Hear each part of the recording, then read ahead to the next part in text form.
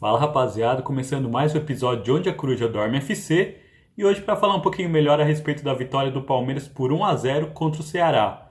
Palmeiras que vinha de uma derrota, na minha visão, uma derrota inesperada contra o Bahia, né, no Allianz Parque, e agora faz sua estreia na Copa do Brasil.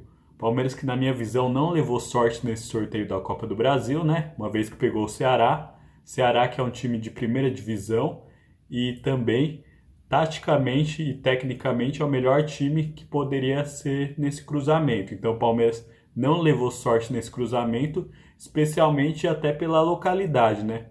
Nós sabemos que o Ceará tem uma distância bastante grande a percorrer, né? Se eu não me engano, são 3 horas e meia de avião, além das altas temperaturas, né? Quando eu vi no início do jogo, os termômetros marcavam 28 graus, o que é bastante calor para 7h30 da noite, especialmente para quem está acostumado a estar jogando em São Paulo. Então o Palmeiras teve essa dificuldade extra, inclusive eu vi uma entrevista do Everton no jogo contra o Fortaleza, né, que ele disse que depois da altitude o local mais difícil para estar jogando é no Castelão. Então realmente o Palmeiras enfrentou bastante dificuldade nesse sorteio. Foi um sorteio que realmente dificultou bastante a vida do Palmeiras nessa Copa do Brasil. Inicialmente nós tivemos um jogo em que as duas equipes brigavam bastante no meio-campo, né? Foi um jogo bastante faltoso. O Palmeiras tentava reter mais a posse de bola, porém o Ceará criava as melhores chances e, na minha visão, foi ligeiramente melhor do que o Palmeiras, especialmente na primeira metade do primeiro tempo.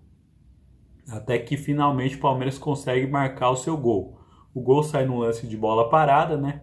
Uma das especialidades dos times do Abel. Realmente o Abel ele tem essa questão de treinar bastante a bola parada. Então o Palmeiras se aproveitou de uma oportunidade de uma falta em que o Estevão cruza na cabeça do Gustavo Gomes que marca. O lance chega até a ser revisado pelo VAR, mas prontamente nós já percebemos que estava numa posição completamente legal. Gustavo Gomes, que é uma grande referência do Palmeiras, não só pela sua liderança, como também pela sua qualidade técnica, né? Ele representa bastante nessa zaga do Palmeiras e, além de tudo, de todas essas qualidades, ele também se arrisca e faz seus gols.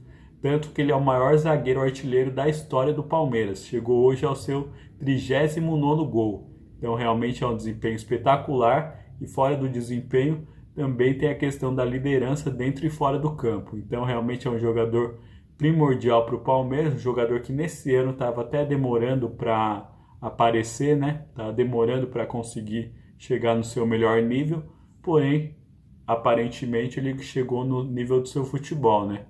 É um futebol bastante útil ao Palmeiras, um zagueiro de bastante qualidade e, além de tudo, a questão da liderança. Então é um jogador bastante completo. E após o primeiro gol, eu vi o Palmeiras tendo uma melhora muito boa. O Palmeiras chega a ter uma oportunidade com o Felipe Anderson, né? Numa bola desviada, ele quase faz o segundo gol do Palmeiras. Então o Palmeiras se anima com esse primeiro gol e vai para cima. Nós temos isso até o fim do primeiro tempo. Primeiro tempo onde quase que o Palmeiras consegue também fazer o segundo gol com uma jogada do Estevão, que ele acaba chutando, a bola desvia no zagueiro e sai para escanteio. Então o Palmeiras termina o primeiro tempo com uma vantagem e vai para o segundo tempo onde o panorama do jogo não muda tanto na sua essência, né? Nós temos um Ceará que vai tentar um empate, né? E um Palmeiras que, além de segurar o resultado, vai tentar sair num contra-ataque ou no outro para tentar marcar o segundo gol. Além disso, o Abel ele coloca outras peças, né? Eu quero destacar a participação do Paulinho. Paulinho que aos poucos ele vai ganhando uma minutagem boa no Palmeiras, né? Dessa vez, se eu não me engano, ele jogou cerca de 35 minutos. Então, quanto mais o tempo vai passando, mais ele vai jogando e mais ele vai entrando em forma. Teve uma boa oportunidade onde ele chegou na cara do gol, poderia ter feito o segundo gol do Palmeiras, mas infelizmente ele não conseguiu fazer.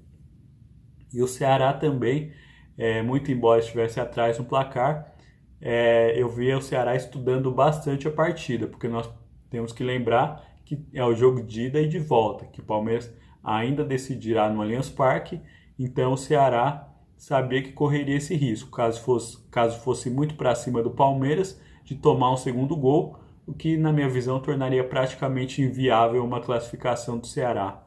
Então o Ceará, na minha visão, adota uma estratégia até inteligente, né? Uma vez que ele fica buscando rodear a área do Palmeiras, porém sem se comprometer muito e sem fazer uma pressão muito grande. Ele realmente negocia com isso e acaba surtindo que esse 1-0 fica de bom tamanho, tanto na visão do Palmeiras quanto na visão do Ceará.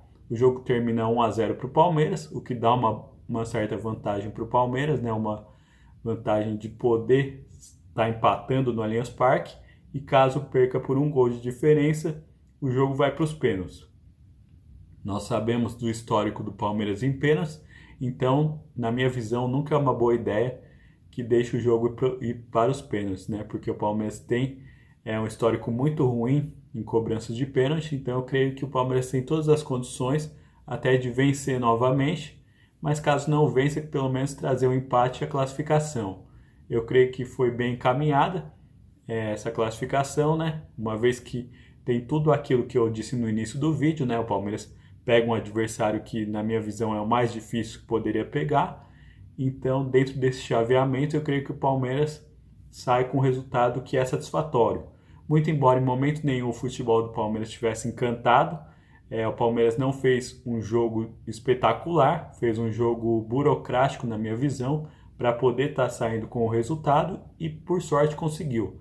Por sorte e pela competência do Gustavo Gomes, que realmente é um destaque aí da equipe do Palmeiras. Agora eu quero saber um pouquinho mais da sua opinião. O que você achou do jogo? Fala para mim nos comentários, pode ser? Um abraço. Tchau, tchau.